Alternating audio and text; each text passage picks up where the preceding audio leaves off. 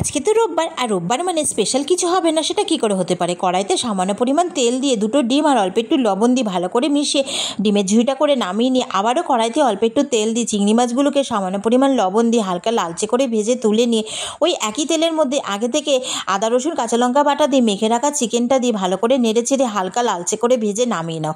এবার কড়াইতে আবারও বেশ কিছুটা পরিমাণে সাদা তেল দিয়ে গোটা গরম মশলার সম্বাদ দিয়ে কেটে রাখা সবজিগুলো দিয়ে দাও। তোমরা তোমাদের পছন্দ মতো সবজি দেবে। এবার সামান্য পরিমাণ লবণ দিয়ে সবজিগুলোকে ভালো করে নেড়ে চেড়ে হালকা লালচে করে ভেজে নিয়ে আগে থেকে ভেজে রাখা ডিম মাংস চিংড়ি মাছগুলো দিয়ে ভালো করে মিশিয়ে নিয়ে তার মধ্যে বেশ কিছুটা পরিমাণে ক্যাপসিকাম কুচিটা দিয়ে দাও। দিয়ে সব কিছু ভালো করে মিশিয়ে নিয়ে আগে থেকে 80% সেদ্ধ হয়ে থাকা রাইসটা দিয়ে দাও। সামান্য পরিমাণ গোলাপ জল, একটু গোলমরিচের গুঁড়ো, সামান্য পরিমাণ লবণ মিষ্টি দিয়ে সব কিছু ভালো করে মিশিয়ে নিয়ে ওপর থেকে বেশ কিছুটা পরিমাণে পেঁয়াজ পাতা আর একটু ঘি ছড়িয়ে দিয়ে সব কিছু ভালো করে মিশিয়ে নামিয়ে নিলে হয়ে গেল মিক্স ফ্রাইড রাইস।